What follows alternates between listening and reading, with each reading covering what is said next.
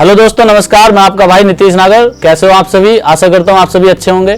दोस्तों, आज हमारे साथ हैं police inspector Shri Awadhraj Singh Sengar sir. दोस्तों, मैं सर के बारे में बताता चलूं। सर ने अपनी जर्नी स्टार्ट करी थी एक सिपाही से और आज आपके सामने हैं। दोस्तों, सर इस बात का प्रत्यक्ष उदाहरण है कि अगर इंसान निश्चय कर ले और आगे बढ़ने की कोशिश करता रहे तो आगे बढ़ा जा सकता है। देरी ना करते हुए दोस्तों चलते हैं सर के पास। जी नमस्कार, मैं अवधराज सिंह सेंगर कोतवाली डिस्ट्रिक्ट में तैनात हूँ। मैं आरक्षी पद पर भर्ती हुआ था और आज मैं निरीक्षक के रूप में आप सबके सामने हूँ। सर, आपने पुलिस डिपार्टमेंट ज्वाइन किस सन में किया था? वर्ष 1994 में मैंने पुलिस डिपार्टमेंट ज्वाइन किया था जी। और पहली पोस्टिंग मेरी मेरठ हुई थी। जी सर। ट्रेनिंग मैंने देहरादून की। उसके बाद सर आपने ये एग्ज़ाम दिया या फिर किस तरह से आप यहाँ तक पहुँचे सर? हाँ, वर्ष 2001 में परीक्षा हुई थी हेड कांस्टेबल की, तो मैंने उसमें परीक्षा में पार्टिसिपेट किया जी। उसको क्वालिफाई किया और 2003 में मैं हेड कांस्टेबल हो गया था। जी सर। उसके बाद फिर सब इंस्पेक्टर, फिर इंस्पेक्टर, मतलब कैसे कैसे हुए सर? फिर इधर 2011 में फिर हमने परीक्षा दी इंस्पेक्टर की और उसमें कोर्ट से होते हुए परीक्षा फिर निर्णित हुई और 2013 में मैं इंस्पेक्टर पद पे चयनित हुआ और अभी 2022 जुलाई 2022 में मैं इंस्पेक्टर पद पे प्रमोट हुआ। जी सर। जब आप अपनी ड्यूटी के दौरान तैयारी कर रहे थे, क्योंकि कोई भी एग्जाम देने के लिए सर तैयारी जरूरी होती है, तो आप अपनी ड्यूटी के टाइम में तैयारी के लिए टाइम कैसे निकाल लेते थे सर? हाँ, समय निकालना पड़ता है, उसके लिए ड्यूटी भी करनी पड़ती है और उसके अलग से समय जो शेष समय है आपका ड्यूटी को छोड़ करके उसमें पढ़ना भी पड़ता है। जी सर। बीच में अवकाश भी लिया हमने, अवकाश लेके भी पढ़ाई की और ऑफिसों में पोस्टिंग रही तो उसमें मैं ज़्यादातर जो है कांस्टेबल क्लर्क के रूप में काम किया, हेड मोहर भी के रूप में भी काम किया जी। हेड पेशी भी रहा मैं और ऑफिसों में पोस्टिंग रही तो उससे पढ़ने का समय मिलता रहा और जो भी परीक्षाएं मैंने दी विभागीय उसमें सब में मैं क्वालिफाई किया। सर, जैसा कि आपने बताया कि यहाँ तो आपने परीक्षा क्वालिफाई किया ही है, पुलिस डिपार्टमेंट में आने से पहले सर आपने तैयारी किस तरह की थी? बस इधर पढ़ाई चल रही थी, भर्ती निकली। जी सर। भर्ती देखी और भर्ती हो गया। फैमिली का क्या सपोर्ट रहा सर तैयारी में? फैमिली का पूरा सपोर्ट रहा। जी। मेरे परिवार में तो मैं ही पुलिस में हूँ, बल्कि मेरे गांव में भी उस समय कोई पुलिस में नहीं था, मैं ही पहला भर्ती हुआ था पुलिस में। सर, गांव में आपने बताया कि पुलिस में कोई नहीं थे या परिवार में नहीं थे, तो फिर आपको ये पुलिस के जो स्टेप बाय स्टेप रास्ते होते हैं वो सर किसने बताया कि क्या करना होता है? एक हमारे रिश्तेदार थे जी। मेरे बहन के नंदोई थे, तो वो पुलिस में थे। जी सर। और वो इंस्ट्रक्टर थे जी। फतेहगढ़ में, तो उन्होंने प्रेरित किया मुझे, मेरी हाइट वाइट पर्सनालिटी देख करके मुझे उन्होंने प्रेरित किया कि तुम पुलिस में होने लायक हो, पुलिस में हो जाओ। मुझे भी वर्दी देख करके बड़ा अच्छा लगता था। जी सर। और मेरी भी इच्छा हुई कि मैं भर्ती हो जाऊं, प्रयास किया, भर्ती हो गया। सर, आपकी शुरुआती पढ़ाई के दौरान पारिवारिक स्थितियाँ कैसी रही, आर्थिक स्थिति कैसी थी? जैसा सामान्य घरों में होता है जी। उसी तरीके की आर्थिक स्थिति थी। ये पिताजी टीचर थे तो सामान्य रूप से कोई ऐसी दिक्कत नहीं आई पढ़ाई लिखाई में। जो सामान्य दर्जे की जो पढ़ाई होती है वो सामान्य दर्जे की पढ़ाई हमारी हुई है और पढ़ने में मैं शुरू से ही तेज रहा हूँ। जी।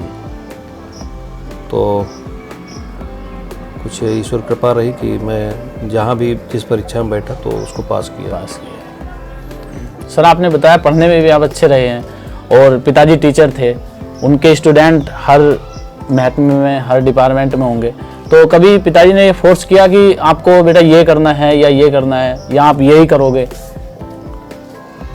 नहीं, ऐसा कुछ नहीं रहा।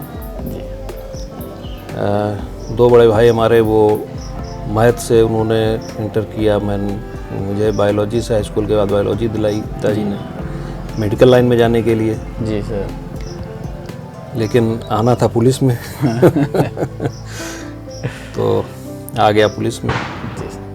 सर आपका बचपन में स्वभाव कैसा रहा है, मतलब एक शांति भरा स्वभाव रहा है या किस तरह के बच्चे रहे हैं सर? जैसे बच्चे होते हैं वैसे मैं भी रहा हूँ सामान्य तौर से। जी।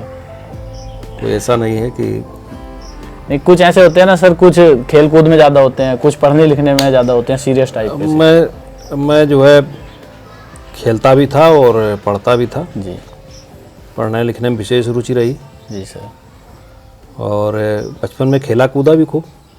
जैसे गांव में लोग रह करके बच्चे खेलते कूदते हैं, वो सब सामान ढंग से मैं भी सामान प्रक्रियाओं से गुजरा हूँ। जी हाँ। सर पुलिस को लेके बात कर लेते हैं कि जनता में पुलिस को लेके अवेयरनेस नहीं है सर।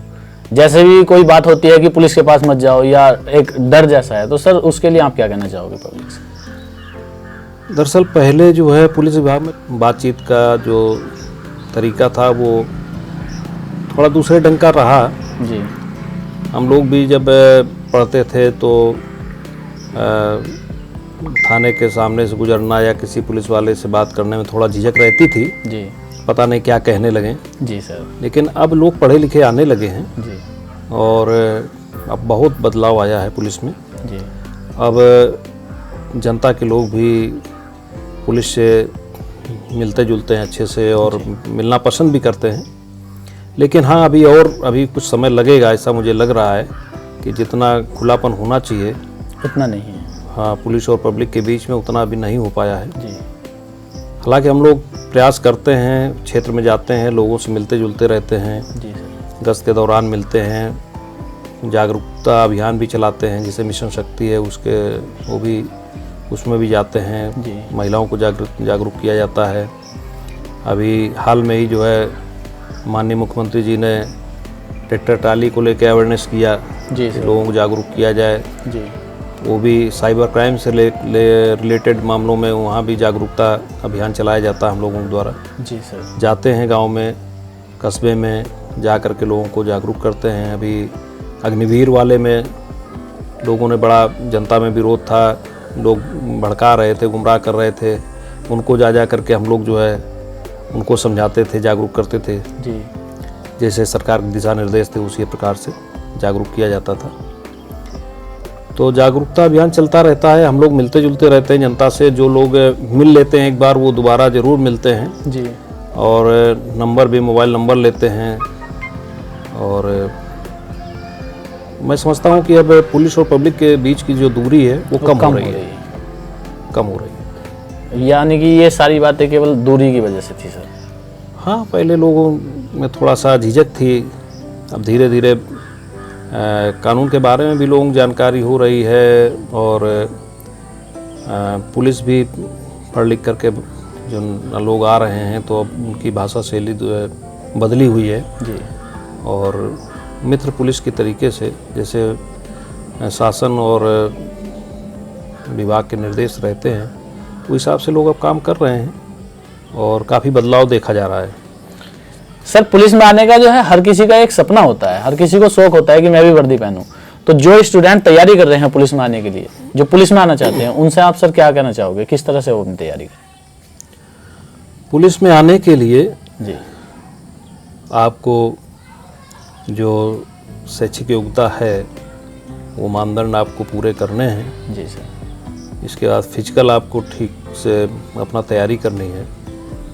और अगर आप रिटर्न अच्छा देते हैं, फिजिकल अच्छा देते हैं, तो निश्चित तौर पे आप मेरिट में आएंगे। जी। इसमें कोई दो राय नहीं है। और पुलिस विभाग ऐसा विभाग है जहाँ पे आपको समाज सेवा, देश सेवा करने का पर्याप्त अवसर है। और एक बृहद अवसर है। जी सर। आप कुछ कर सकते हैं समाज के लिए।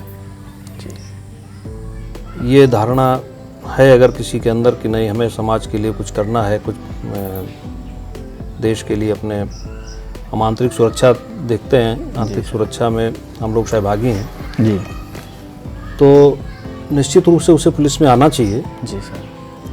सर आपने बताया कि पुलिस में सेवा करने के अवसर बहुत हैं, तो कभी सर ऐसा कोई कार्य आपका अपने याद हो जिस पे आप अपने में गर्व करते हो कि हाँ ये मैं पुलिस में हूँ तो ही मैं कर पाया हूँ, किसी की सेवा या किसी का मतलब साथ सहयोग टाइप?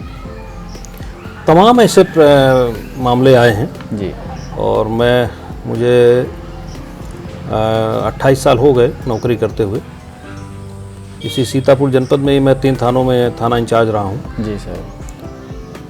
तो अपराध मुक्त समाज बनाने के लिए, भय मुक्त समाज बनाने के लिए पर्याप्त अवसर है। मैंने अटरिया में गोकसों, जो तस्कर थे, गोकस थे, जी सर, उसमें मैंने इनामिया बदमाशों को, जो करीब 1.25 लाख के इनामी बदमाश थे, उनको मैंने पुलिस मुठभेड़ में गिरफ्तार किया था और उनमें 2 गोली लगने से घायल भी हुए थे। जी सर। इसी तरह से थाना अध्यक्ष में रामपुर कला था, तो वहाँ पे एक लूट और हत्या हो गई थी। वो एक चुनौतीपूर्ण था, ब्लाइंड था बिल्कुल, और उसको भी हम लोगों ने चुनौती मान करके और मेहनत करके उसको वर्कआउट किया, उसका अनावरण किया और 10 दिन के अंदर अनावरण किया। जी। और जो उसमें अपराधी थे, 7 अपराधी पुलिस मुठभेड़ में हमने गिरफ्तार किए, इसमें 5 गोली लगने से घायल भी हुए थे। जी। और उनके ऊपर 1.25 लाख रुपए का इनाम था। इसके अलावा मैंने गैंगस्टर के कई नामी अपराधियों को पकड़ा, सस फैक्ट्री पकड़ी और बहुत सारे गुड वर्क किए। जी।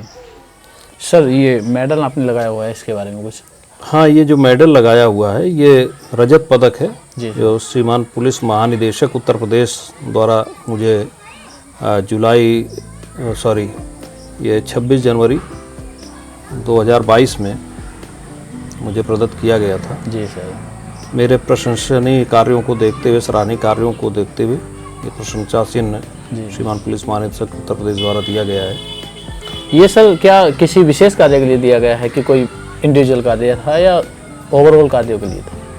हाँ, जो मेरे द्वारा सराहनीय कार्य किए गए जी जनपद सीतापुर में, जी, उनको देखते हुए ये सारी रिपोर्टें चूँकि जाती हैं जी सर डीजीपी कार्यालय, तो उनको देख करके और पुलिस महानिदेशक महोदय ने मुझे पुरस्कृत किया है। सर जो पुलिस को लेकर जनता के बीच गलत धारणाएं बनी हुई हैं, उसके लिए आप क्या कहना चाहोगे? दरअसल दूरी एक है, आम आदमी जिसका कोई मामला नहीं पड़ता है पुलिस से जी, या कोई उसके साथ कोई अपराध नहीं घटित होता है, तो पुलिस के पास जाता भी नहीं है। और चूँकि पुलिस वाले बाहर के होते हैं, जी सर, दूसरे ज़िले के होते हैं, कोई उनका यहाँ उस ज़िले में जहाँ वो पोस्ट होते हैं वहाँ कोई मिलने जुलने वाला होता नहीं है जी, तो एक जैसे अजनबी के तरीके से हम लोग होते हैं। तो आम आदमी जिसे कोई मतलब नहीं होता वो नहीं बातचीत करना चाहता है, लेकिन जिसके साथ कोई अपराध घटित होता है या जो थोड़ा सा संपर्क करना चाहता है, जो पॉलिटिकल क्षेत्र में है, जो समाज सेवा के क्षेत्र में व्यक्ति है, वो पुलिस से संपर्क में आता है और हम लोगों से अच्छे रिश्ते भी बनते हैं। धीरे धीरे वो गैप कम हो रहा है, लोगों के अंदर जो गलतफहमियां हैं वो दूर हो रही हैं। तो दोस्तों जैसा सर ने बताया कि पुलिस के लिए जो धारणाएं बनी हुई हैं वो चेंज करने के लिए पुलिस के संपर्क में आना पड़ेगा। पुलिस से जो दूरियां बनी हुई हैं वो दूरी आपको कम करनी होगी। जब तक आप वो दूरी कम नहीं करोगे तब तक आप लोगों की सुनी सुनाई बातों को कहते रहोगे, पुलिस ऐसी होती है, पुलिस ऐसी होती है। जब तक आप मिलोगे नहीं, जैसा कि सर ने बताया दूसरे जिले के पुलिस कर्मचारी होते हैं, दूसरे जिले के अगर पुलिस कर्मचारी ना हो, कोई और कैंडिडेट से भी आप मिलना चाहो तो उसके बारे में भी आप कुछ भी धारणा बना सकते हो। धारणा चेंज जब होगी, रियलिटी आपके सामने तब आएगी जब आप उससे बिल्कुल दूरी कम कर लो और पर्सनल जाके मिलो। सर जो स्टूडेंट तैयारी कर रहे हैं उनसे आप क्या कहना चाहोगे? कोरोना ने ऑनलाइन पढ़ने का बहुत अच्छा एक माध्यम बना दिया। जी सर, बच्चे ऑनलाइन पढ़ रहे हैं, तो तमाम पढ़ने के लिए जो बच्चा पढ़ना चाहता है उसके पढ़ने के लिए बहुत अच्छा अब स्कोप हो गया है और वो मेहनत करे, पढ़ाई करे और अच्छे जितना वो अच्छा चाहे उस अच्छे क्षेत्र में जाए। सर पुलिस में किन किन पदों पर भर्ती हो सकते हैं नए स्टूडेंट? पुलिस में आरक्षी पद पे यानी कि कांस्टेबल पद पे, जी सर, और सब इंस्पेक्टर पद पे यानी कि उप निरीक्षक पद पे सीधे डायरेक्ट भर्ती होती है। और ये तो नॉन गस्टेड पद हैं जी राजपत्रित में जो गस्टेड पद हैं उनमें पीपीएस हो करके आप डिप्टी एसपी होते हैं सीधे, जी, और आईपीएस जो इंडियन पुलिस सर्विसेज है, भारतीय पुलिस सेवा जी, उसमें आप सीधे आईपीएस हो करके भर्ती हो सकते हैं, पुलिस में आ सकते हैं और देश और समाज की सेवा कर सकते हैं।